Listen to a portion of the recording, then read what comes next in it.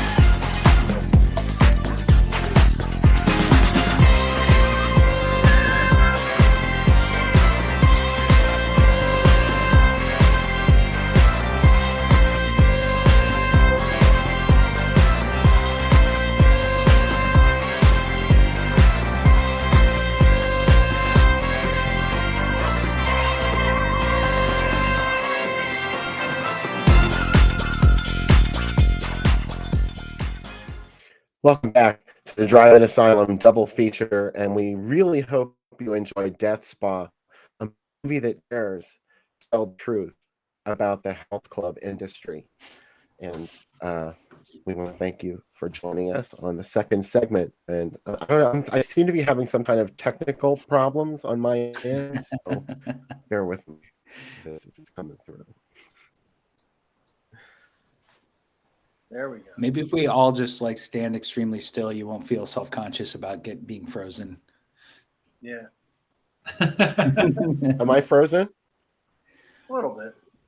Kind of. You're a little kung fu movie right now. Oh. Well, why don't you guys talk about Death Spa? Let's.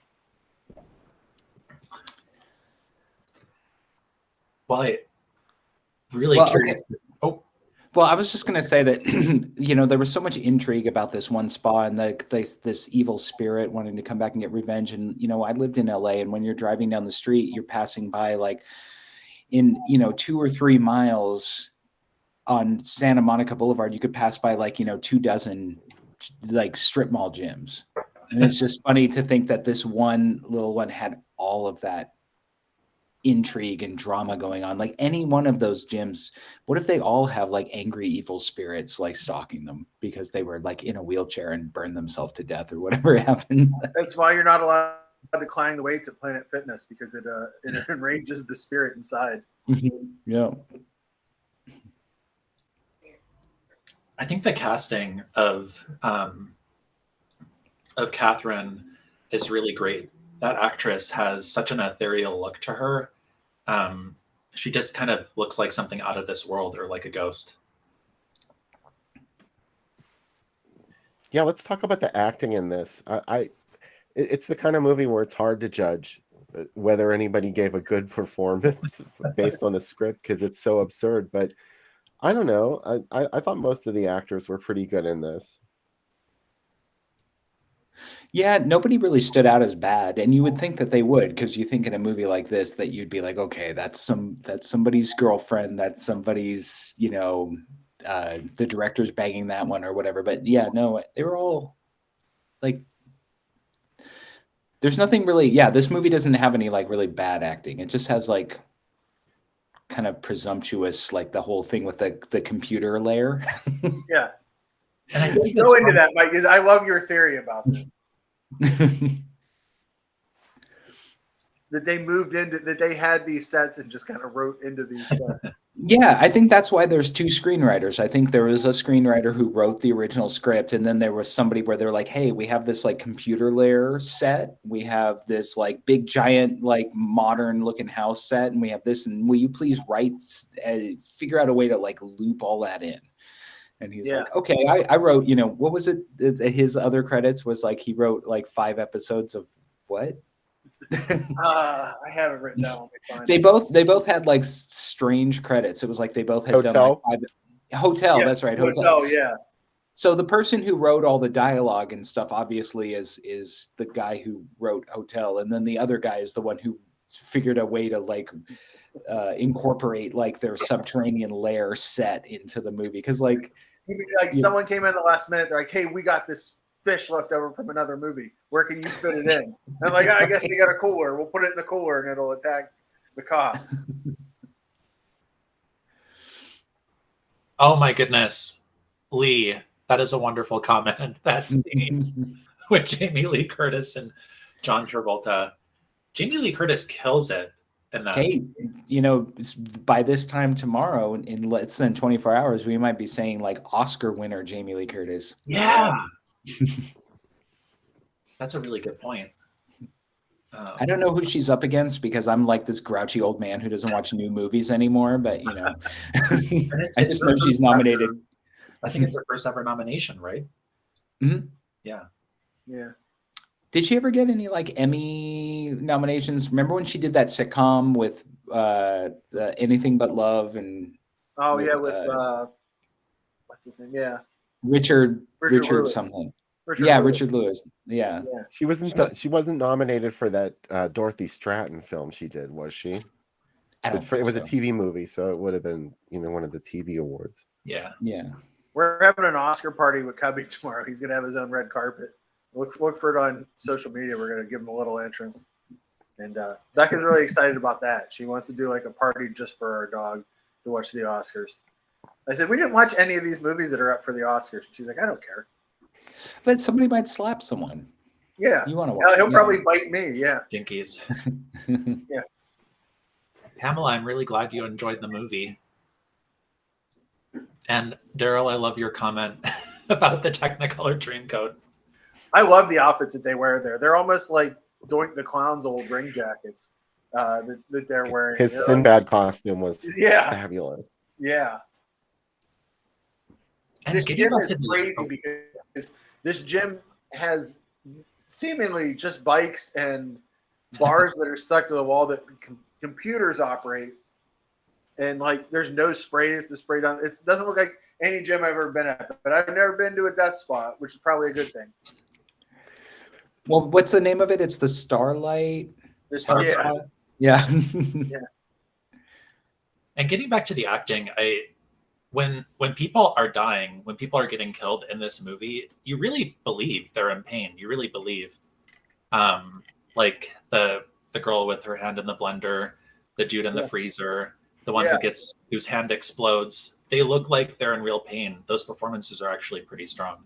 There's a lot of blood, and yeah. The more, and we were talking about it while we were watching it, and Mike said, you know, now you said what about Italian films? Like you feel like Italian films are always trying to be American, and this is the movie they're probably trying to be. Yeah. It's like when you're watching like you know, the Punks and Demons, you're like, okay, I can totally see they're trying to do like Return of the Living Dead, but kind of failing at it.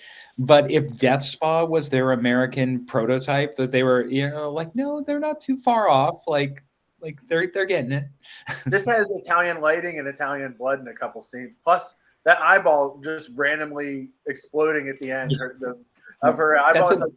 That's a Fulci kind of thing. Yeah, where it's just kind of like, hey, let's just pretend that when humans die, their eyeballs explode and spurt white goo like that. Well, that you know why sense, that right? happens? If they don't spurt white goo, you can take a camera and take the last image on that eyeball and see what it is.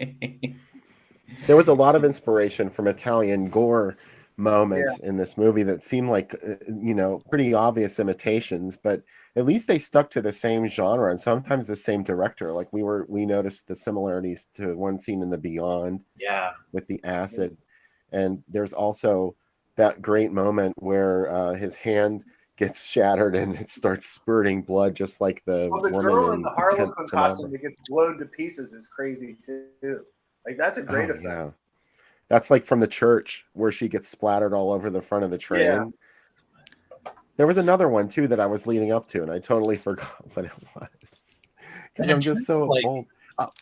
In terms of athletics and theatricality, I don't know why I pair those two things together, but the vibe was a little bit stage fright by Michele Soavi in terms of just kind of people having fun in a confined setting and kind of engaging in the same activity together. I don't know. Maybe that's a stretch. And also staying after the first, like in stage fright, they're like, somebody's been murdered. Okay, well, are you going to come practice later? Okay, yeah, I just got to run to the store. You know, like the cops are like, let's lock everybody in this same building. This had one of those Jaws moments where, like, are we going to close the spa because, you know, now 2 people have died here mysteriously? Yeah. And they're like, no, it's too lucrative. Like we have a reputation to uphold. Like the community needs us. And it's like, you could close for like a little while. Just say you're fumigating or whatever. We built a gigantic computer system that's running with all sorts of lights and buttons. We have to keep running.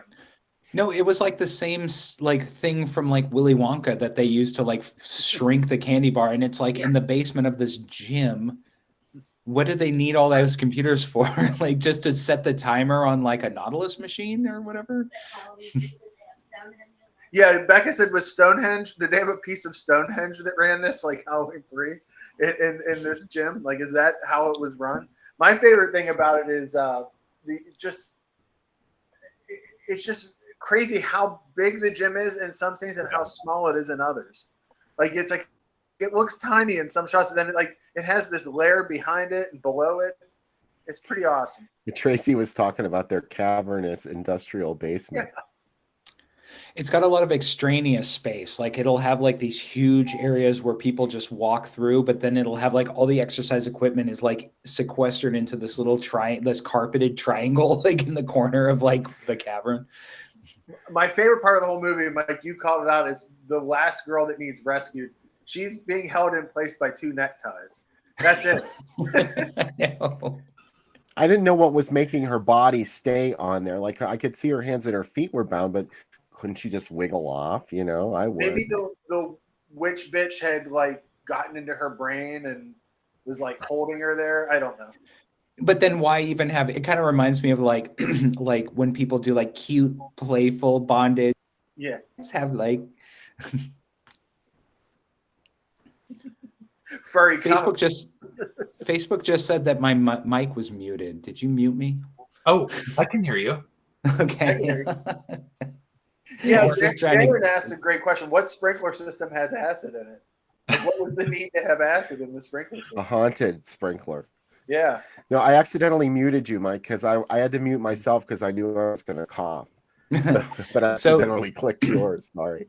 So Darren also is a fan of the sort of fake Jason Patrick lead, the one who's wearing like this, leather jacket with no shirt and stuff, which just doesn't seem it's a hot look, but it just doesn't seem very functional or comfortable.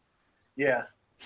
It's kind of like when you have too many blankets and you keep like 1 foot outside the blankets to cool down. It's like, how can you have this big like leather jacket with no shirt? Like you can't be warm, you can't be cool. Like all I know is the next time we have asparagus for dinner, Becca's gonna make me elated like she did in that scene. Erotically, she's gonna get that piece of it's gonna be right here in my. It was a 9.5 week moment. Yeah, because asparagus is the sexiest, most erotic of all the produce.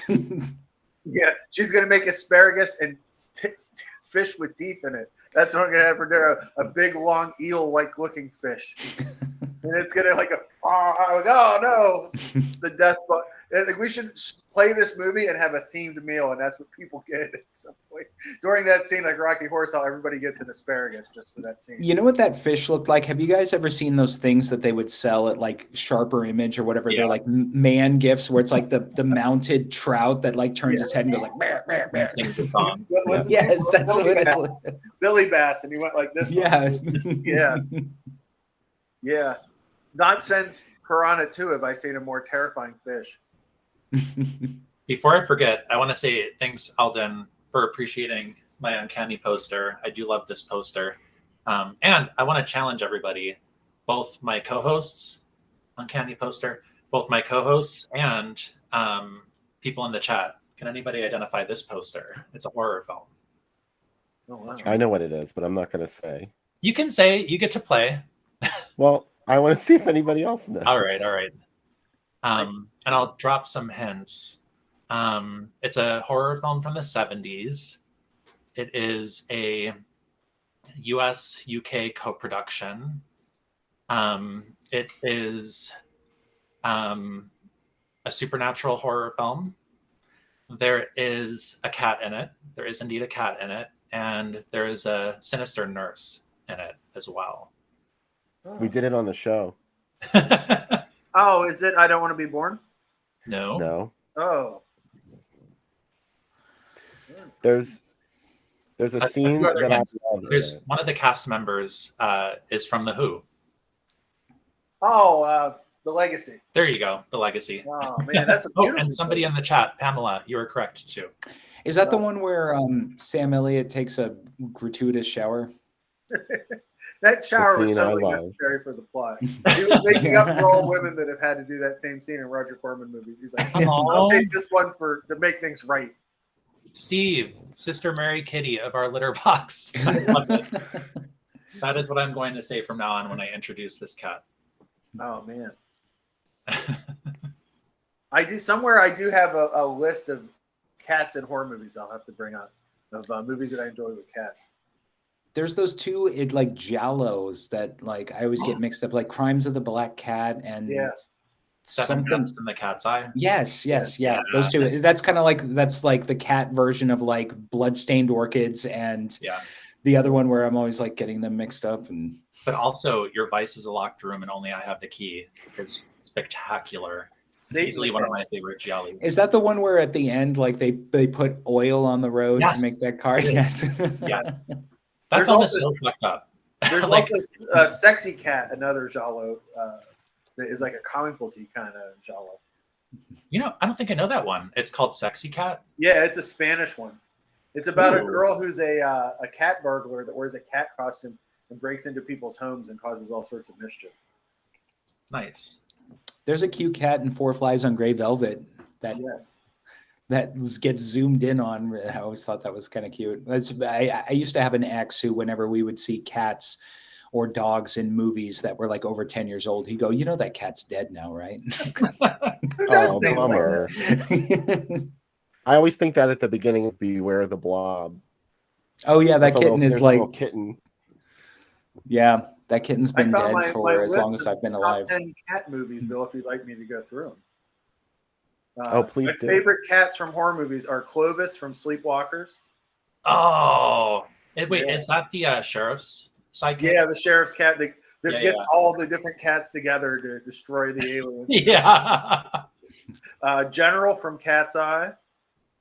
Oh my Jonesy, God, Cat's Eye is so good. Jonesy, of course, from Alien. Oh. Church from Pet Naturally. Cemetery. Rufus from Reanimator. Ooh. The Black Cat, obviously, in The Black Cat. Well, which the- version of the Black Cat? The Fulci one. Nice. The Killer Cat from Uninvited, which you already brought up earlier. The one that kills George Kennedy and has another thing inside it. All the Cats and Eye of the Cat. The Cats in the Uncanny. And, of course, Claude from Black Christmas. And then my honorable mentions are Blanche from Hausu. Ooh. The Homeless Cats and Strays. The Cat in Tumaligia. The human cat hybrids of cat people, Satan, who we just mentioned, and Your Vice is a Locked Yeah, Room, from Your the Vice is Black a Locked Cat, Room. and The Legend of Hell House. There's a site called Horror Cats that has 400 entries on it. Nice. If you're ever looking for a movie with a cat in it, there's Horror Cats. So that's some of my favorite. Well, I hope cats in movies. Samuel Someone from that has Beware the those. Blob better be in that database. Oh yeah. Yeah, some people are bringing up some good ones on the side too. Night of a Thousand Cats.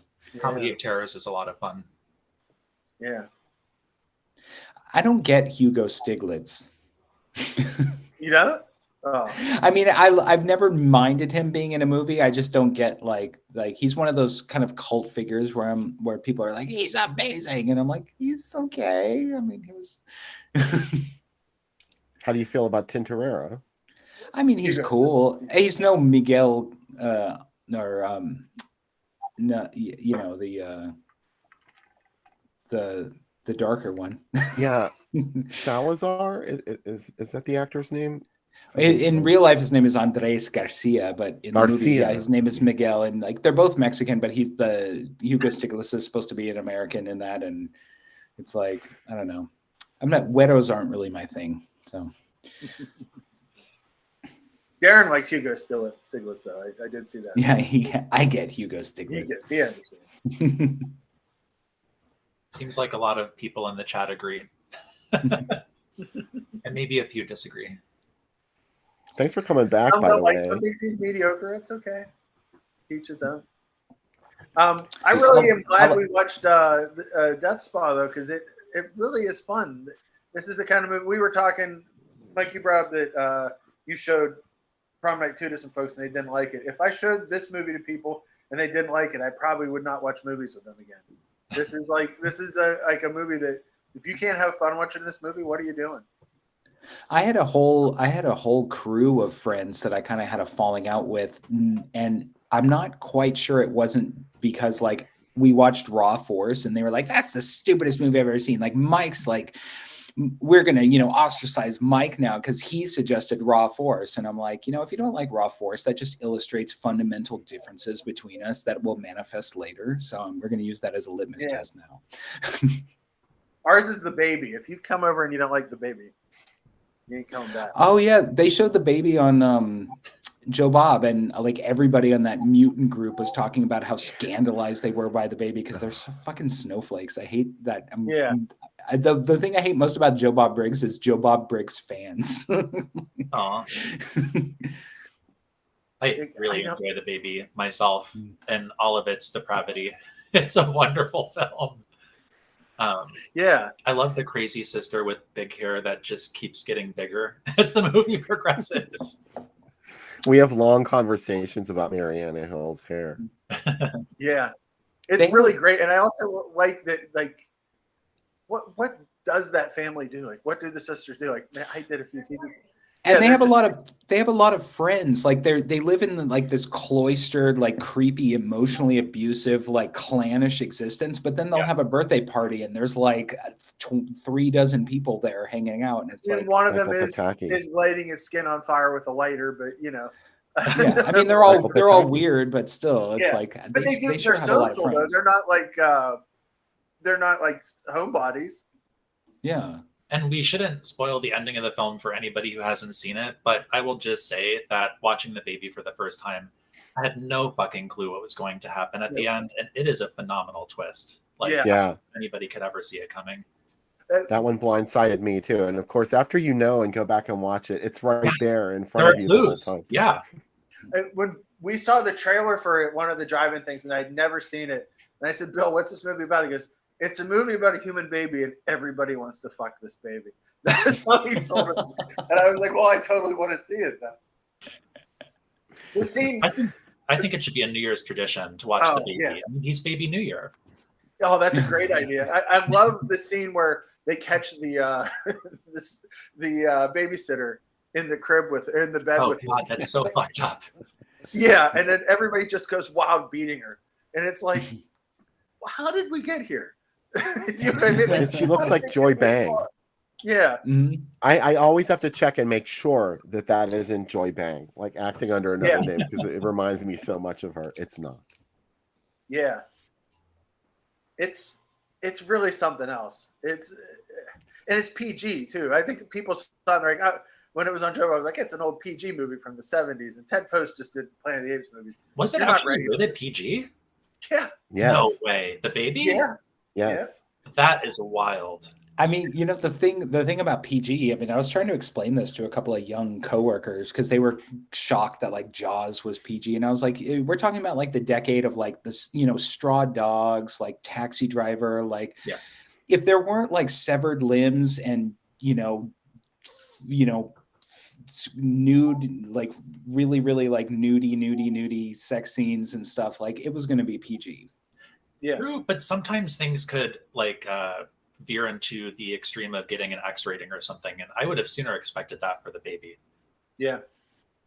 Well, it's like there's movies like Bring Me the Head of Alfredo Garcia that are just wall-to-wall gore and depravity, and you know, the baby leans more towards that world, I think, than you know. But the baby's also kind of like we were talking earlier about like Blood and Lace, where it's like the baby is really sleazy and is really off color, but it's like technically I don't see any reason why a teenager or couldn't go see it without their parent. Yeah. Me either, because it probably would have gone over a lot of kids' heads, where they were going with a lot of that stuff.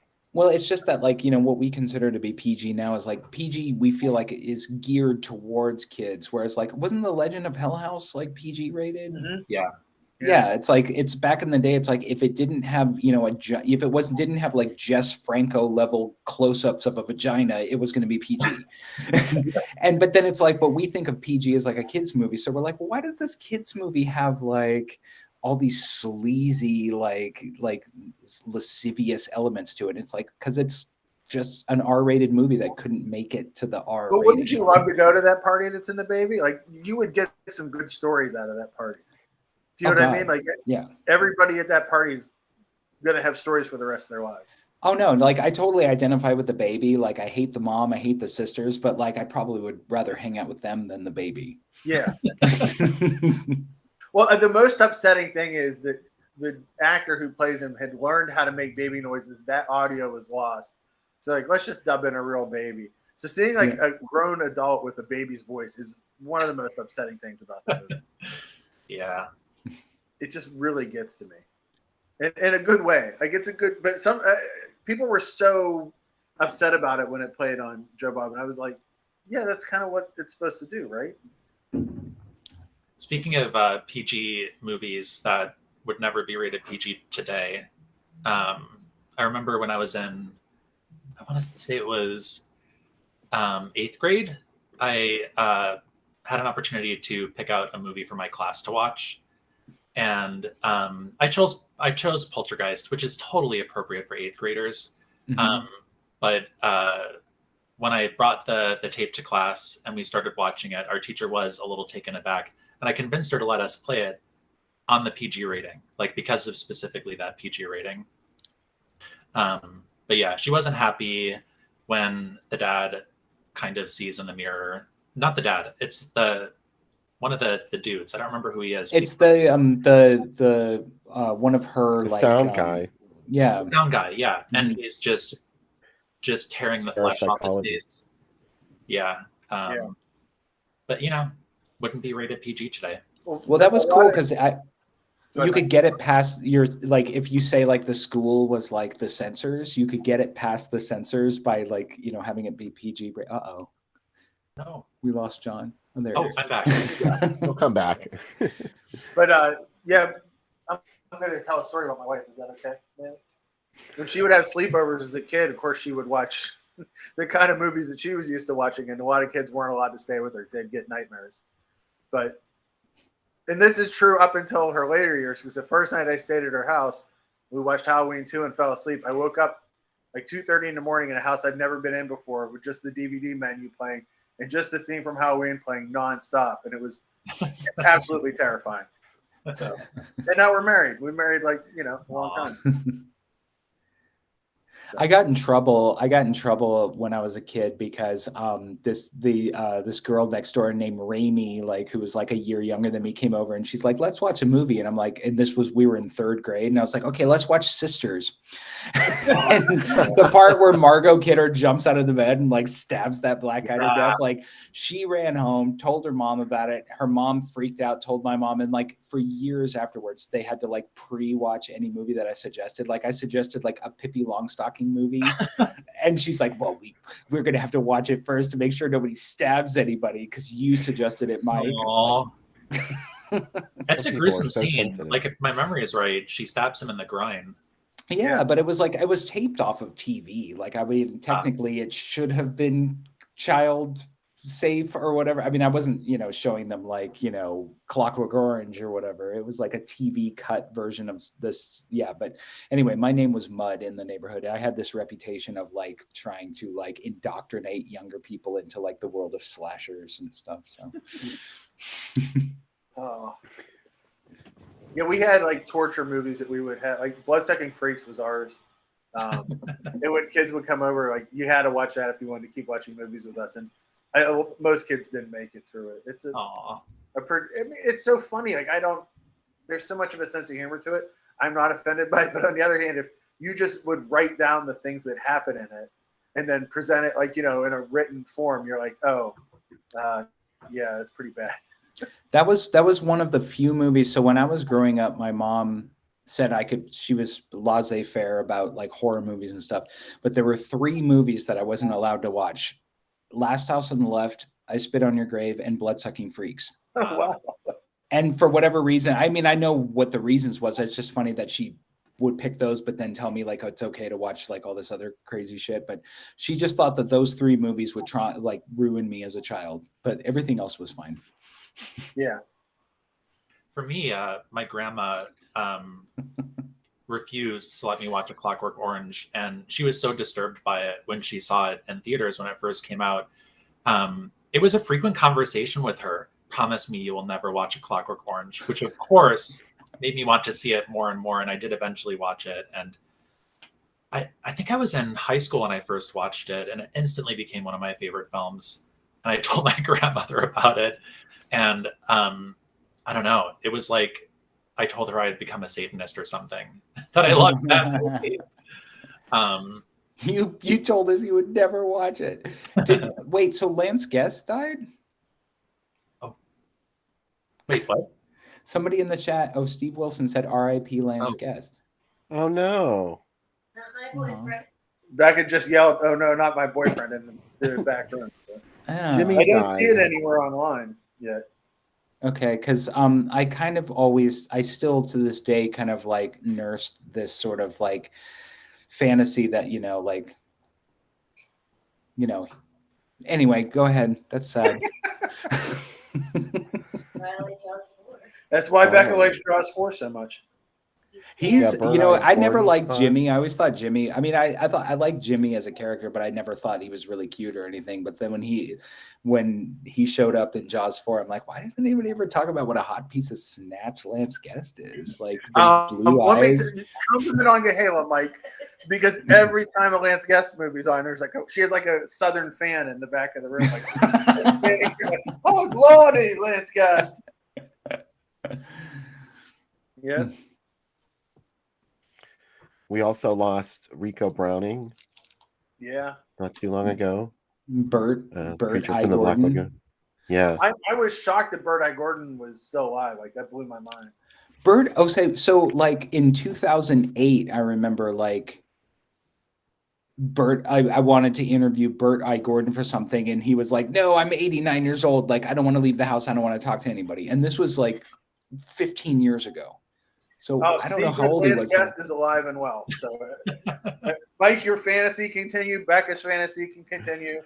Steve, See, don't I'm gonna to meet us. up with Lance Guest at like a convention or whatever, and he's gonna be like, "Hey, so we can talk about like the Last Starfighter or whatever. Like, you want to get to?" Oh, she just said Halloween 2 is why. That's exactly why. Like, but it continued.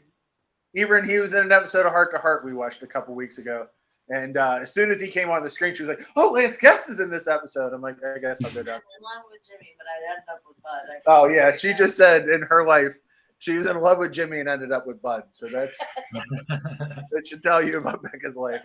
Yeah, well, you know what? I can't even say it. I was going to sing the song to you, but I'm not going to embarrass you. That's the better end of the deal. Bud's Yeah, way amazing, hotter than amazing. Jimmy. So Bill, do you like Mr. Garrett? I love Mr. Garrett.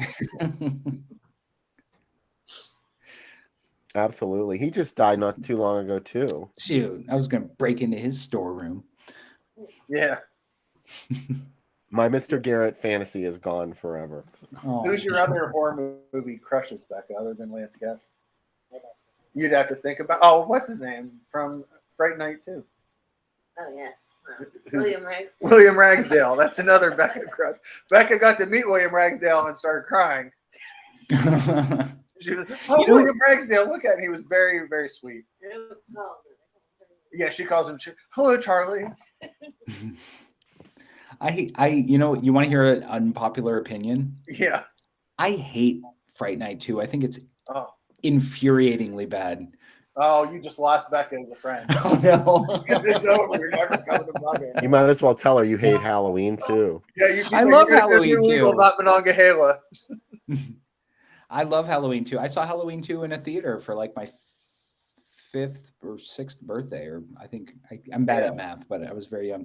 I saw that on a double feature with American Werewolf. Oh, nice. That's a great one.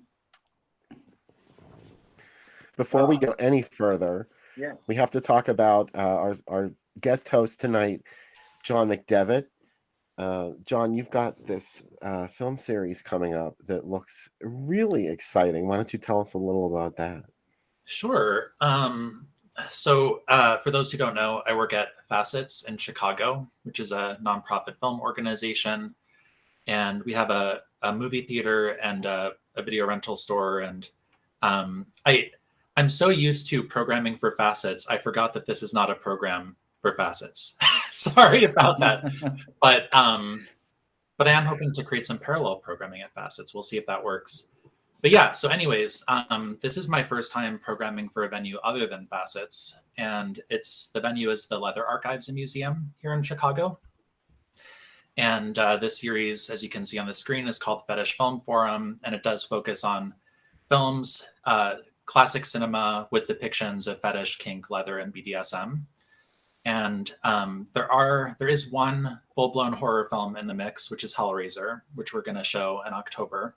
Super excited about that. And a couple of horror adjacent films that we'll be showing as well, including Cruising, which a lot of people kind of think of as a slasher movie of sorts. And I'm inviting a bunch of co-presenters as well for many of these screenings. And the co-presenter for Cruising is Stephanie Sack, who's going to talk about Cruising as a giallo film and also about the kind of fetish and leather conventions of the giallo film, which I think is going to be a really interesting talk and an interesting way to present the film. Yeah, and other films in this series include Belle de Jour, Secretary, Pleasure, Corel, Short Bus, In the Realm of the Senses, The Handmaiden, and the last one is going to be a nunsploitation movie for Christmas. It's called Christiana Devil Nun. It is a total blast. Yeah, it's just super exciting, and get to work with a lot of wonderful people at the Leather Archives and these co-presenters I'm bringing on board as well.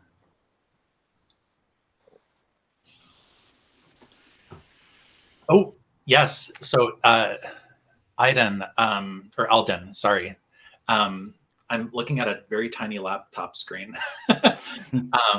Secretary is the front runner so far in terms of selling the most tickets. Oh, sorry. Oh, and did Bill just freeze up? I don't know what happened to him. Oh, but I'll just say that. Oh, sorry. Am I frozen? Oh, we can hear you again, but you did kind of cut out momentarily. Yeah, Sorry. Secretary is such a stunning film, and Maggie Gyllenhaal's performance in that is one of the best acting performances of that time. Her character as kind of a socially anxious, extremely awkward, and very sweet person who's just looking for connection with another human being, and finally finds it in this new working relationship with her boss, where they kind of discover the joys of BDSM together. It's a really, really neat film.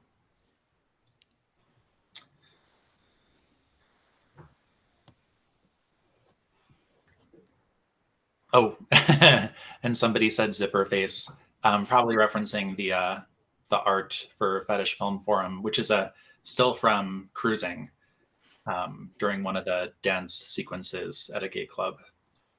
I love Cruising. I think Cruising is a horror movie. Mm-hmm. Yeah, it really is. Yeah.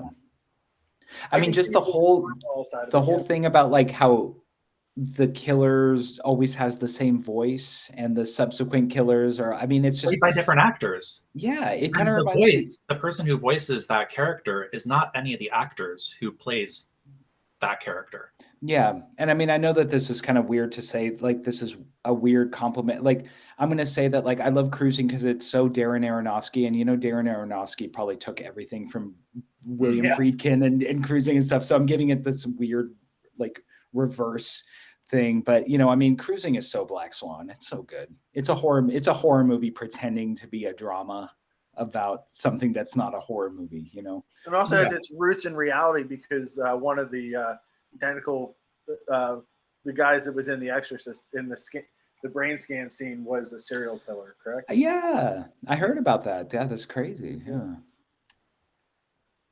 Also, there's a ton of stuff that was cut out, obviously, that we'll probably never see. So Becca brought up the movie Blackout, and I was scared to death of the VHS box because it had the guy with the leather thing, the face mask with the zipper. And I don't know, for whatever reason in the 80s, I just figured that like only the creepiest, most evil killer would wear like a mask with a zipper for a mouth. And now that's, you know, just sort of par for the course. But Blackout's a really great, it's also very Giallo-esque and a movie that's not on DVD or Blu-ray because it's a TV movie. Who knows where the rights are? It aired on HBO a lot, but it's really good. And it also inspired a real-life murder because a killer turned up all the air conditioning in his house so that nobody would find his wife's remains. And that's actually what happens in the movie. That's how the killer gets away. You mean like it kept the body from smelling and rotting because it was so cold? Yeah. Okay. It turned the house down to like 55 degrees. And it's on an episode of Forensic Files. She just came in to tell me. But that's a really big movie. When did that happen? Yeah. That's one of the first movies we bought together, actually. Oh, nice. Yeah, my wife likes the grisliest movies. Also, goes to bed listening to Forensic Files every night. This is all I hear all night is, like, I'm halfway to hear the luminol preserve the semen and blood. And I'm like, oh. Like, that's what we're watching. There's blood and semen everywhere. Like, I instantly think of So I necromantic. think I'm back, right? You guys can you guys can hear me? Yes. You're moving and everything. Yeah. Yes. Yeah. For a while there, I What could were you only gonna hear you. I could not see you, but now I can see you too. Okay. Sorry, I just realized I forgot to download the second drink segment. So you that's why it that- hasn't happened yet. So you okay. Yeah.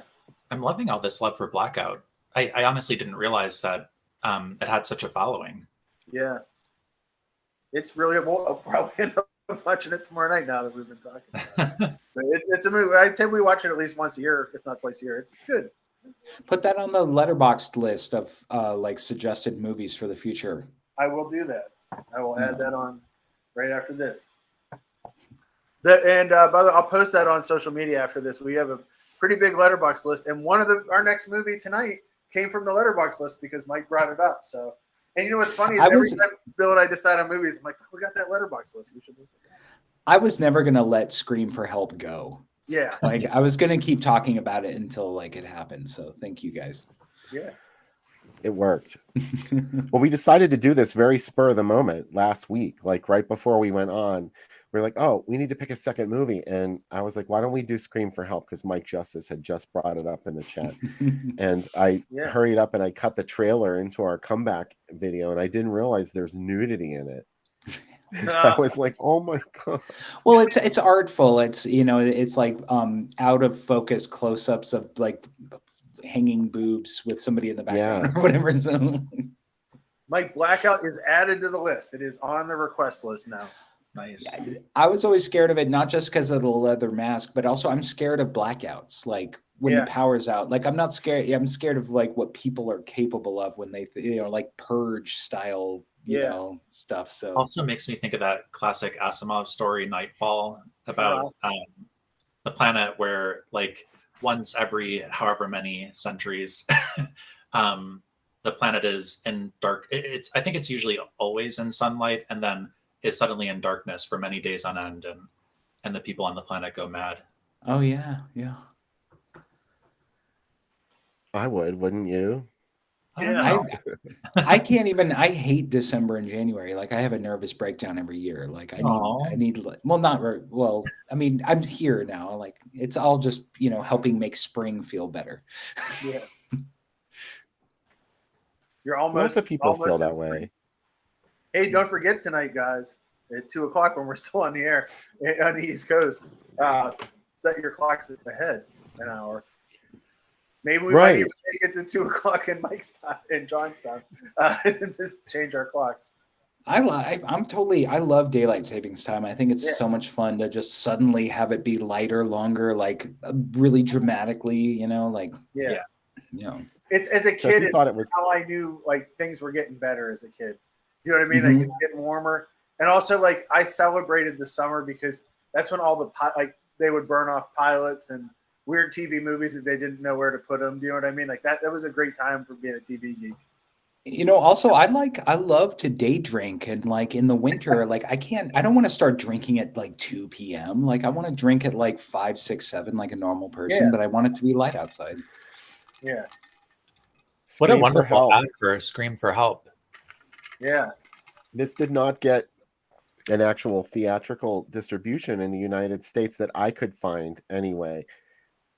Instead, what they did, which was kind of unusual, they released it on video, and they did a large newspaper promotion with ads that ran in the theater sections. But instead, as you can see in the ad here, it's telling you to go to your local video cassette rental outlet to watch Scream for Help. So I don't know. That's kind of a unique campaign, isn't it? It kind of is a little like sleepaway camp. Exactly, the handwritten letter. Mm-hmm. I was thinking the same thing. Lots of screaming in this movie. One place it did get theatrical distribution was in the UK, and it played there in 1985. It was shot there. Like the interiors were shot in the UK. So it's like a British movie, I guess, co-production or something.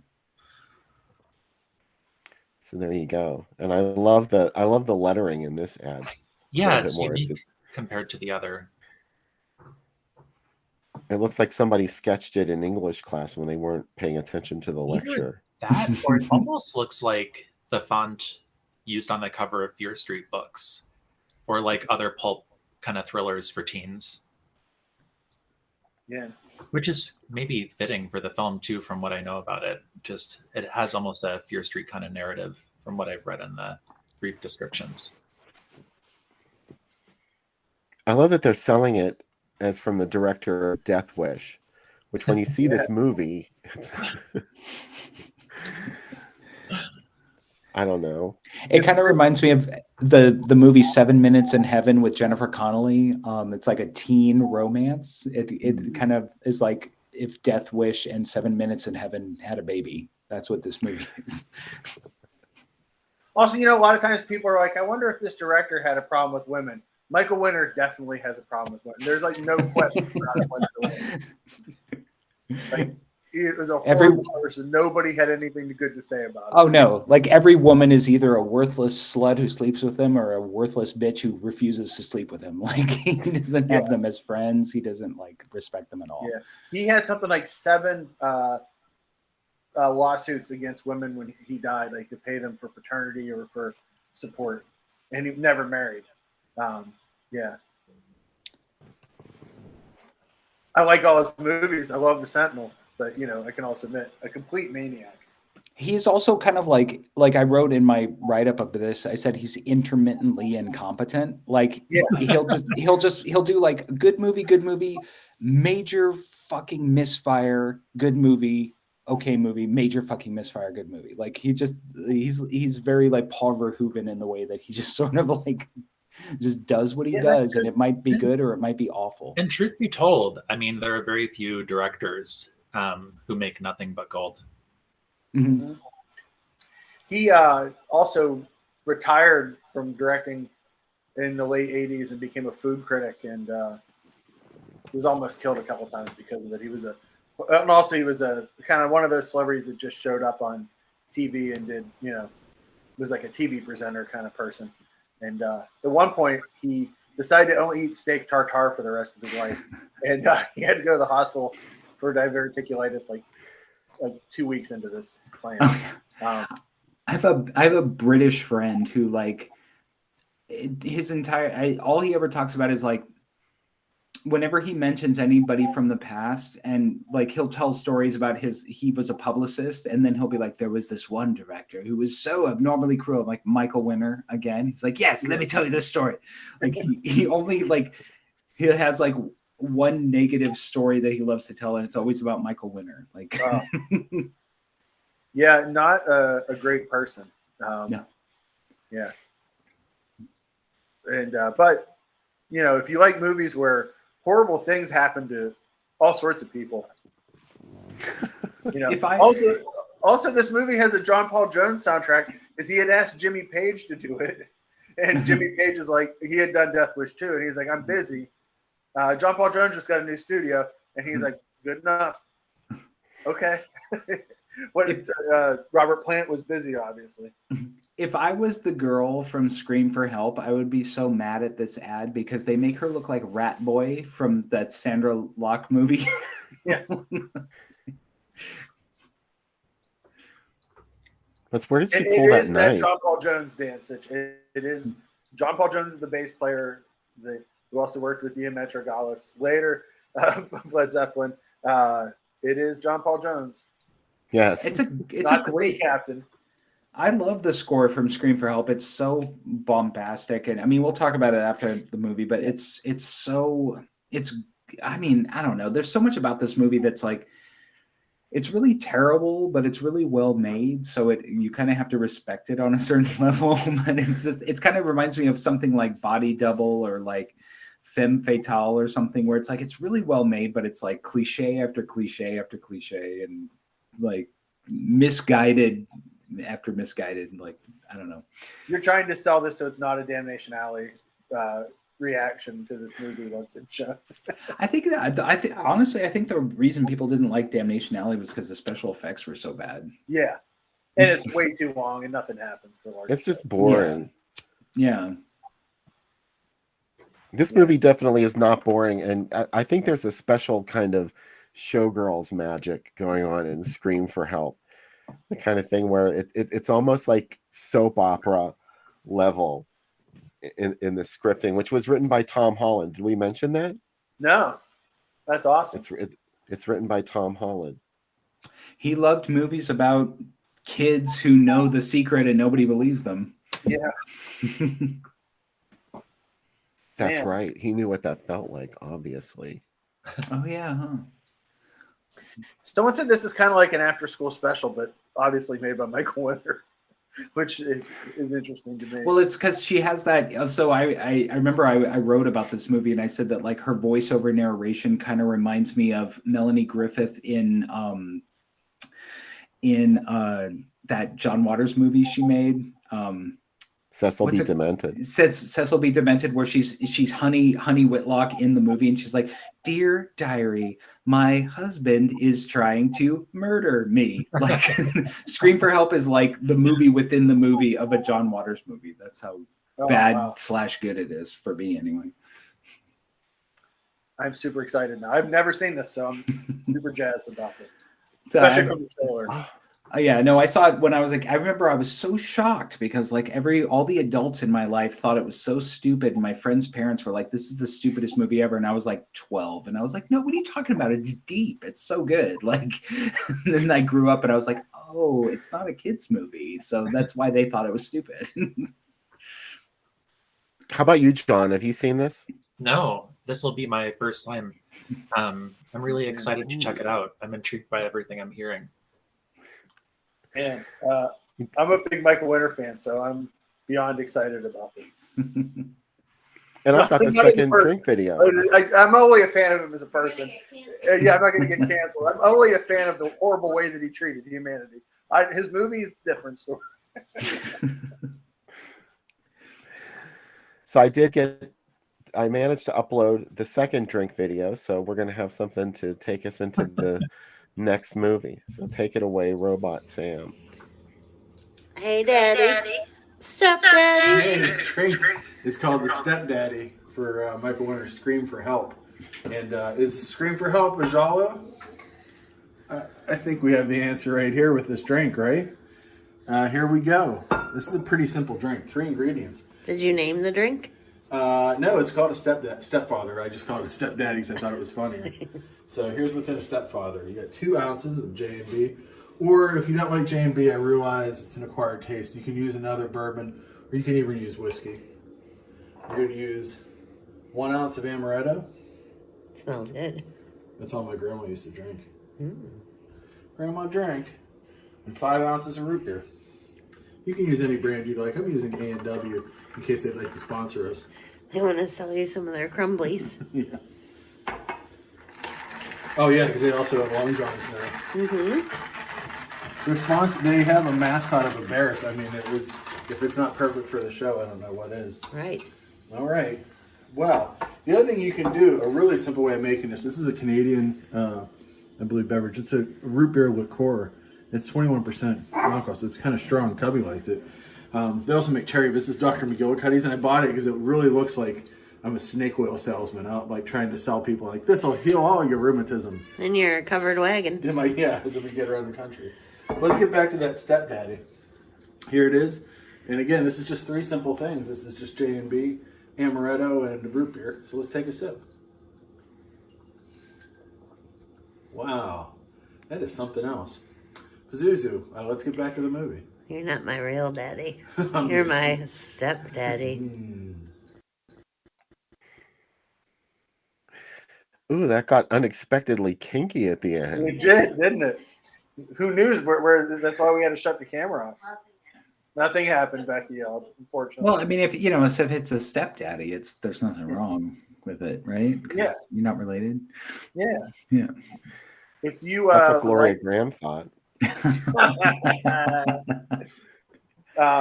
you like this movie, I could recommend a few other Michael Winter movies. I really like The Mechanic. Obviously, that's one of his better movies with Bronson. It's really great. Chateau's Land, which also with Bronson. The Stone Killer, also with Bronson. Death Wish 2 and 3, The Wicked Lady movie that, man, wow, something else. And a movie. Oh, Oh no. the ghost of Michael Winner is trying to prevent you from. The one that what I not recommend is Juan Tantan, the dog who saved Hollywood. Why he made this movie, I don't know. A movie about a Rin Tin Tin style movie that has literally hundreds of cameos from old Hollywood actors and actresses. And why Michael Winner is the person that made this movie, I will never figure out. Well, you know what? Juan Tantan came out at the same time as like Under the Rainbow, and there was like this whole thing in like the very late 70s that they were obsessed with the golden age. Like that was when that movie with James Brolin came out where he played like Clark Gable. Yeah. Or something. Yeah. So it's like there was so many misfires of that. Like Sextet came out at that time too with Mae West, and it has a lot of folks in it, and it's like, oh boy. Yeah. Like, there was, but you know what? This is what upsets me. I always think like, why do people care about movies from the 30s then? That was 40 years ago. And now I'm like, oh, and now we're about to show a movie from 1980, whatever. Oh yeah. No, definitely. We're about to literally show a movie from 1984, which is almost 40 years ago. So I guess now nostalgia has me in its grip as well. Oh, Sam, you didn't know? No, I didn't. I just learned, and I just got super sad. And you know, I'll deal with it. It'll be all right. But nobody's out there making movies with like actors like from back then and like madcap musicals about dogs, right? There's also a lot of dog movies in the late 70s too, with like Benji. Saw someone just brought up Chomps. That they really like. I'm sure somebody was like, well, what if we put these two things together? So I live in Portland, Oregon, and we have a video store here that has it's called Movie Madness, and they have divided up all the movies into like these little sections, these little like movie nerd sections. And they have, you know, that movie, like, I think it's called like The Fantastic Dobermans, and it's got like James Franciscus and Barbara Eden, and it's like about like these friendly dogs. For whatever reason, they are scared of the cover of that movie, so they put it in the killer animals section. And I've tried showing it to him, and I'm like, there's a critic's blurb on the cover of the VHS that clearly says "fun for the whole family." This is not a killer animals movie, and they're like, well, it looks like one. So. What you need to do is go in and put the disc from the pack into that DVD, so that when people get it, they either think it's a family movie and they're getting the wrong one, or you're living up to the cover of that movie. The only time I ever fuck with the movies, I have my movie is on the shelf there, and I'll always sneak it up to the front and put it in the employees' picks. Oh, that's a good. My favorite thing is that you sent the copies of your movie to us, and I have Bill's. You sent Bill's to me and vice versa. So I said, I'm never giving Bill mine. I just looked at it yesterday. I said, "Oh, there's Mike's movie. And it's to Bill. I hope you enjoy it." And I'm like, "I will, thank you." I'm not giving up Sam's either. No, I love that we have these sympathetic. It's even better that we have these. I noticed some people mentioning that there's a cut version of Scream for Help on YouTube. Where the link that I shared is the uncut version, which is also on YouTube. You just had to dig a little harder for it, but I found it. So it's right there in the chat if you want to grab it. Otherwise, you might end up watching the cut version of Scream for Help, and you don't want to miss a second of this scintillating film. Our special guest hosts tonight, Mike Justice and John McDevitt. Cheers to you guys for coming and hanging out with us. And are you both going to be back for the third segment? Yeah, definitely. Oh, good. That's what we want to hear. And we hope you will come back and join us after Scream for Help, because we're going to have lots to say about it and who knows what else. And it's going to be an hour later than it would have been otherwise. Oh, yeah. But still. Well, can you drop the link one more time for everybody? Everybody's asking one more time. Okay, here it comes. There. Just search for Scream for Help on YouTube. Watch the version that's 1 hour and 29 minutes long, and you'll be gold.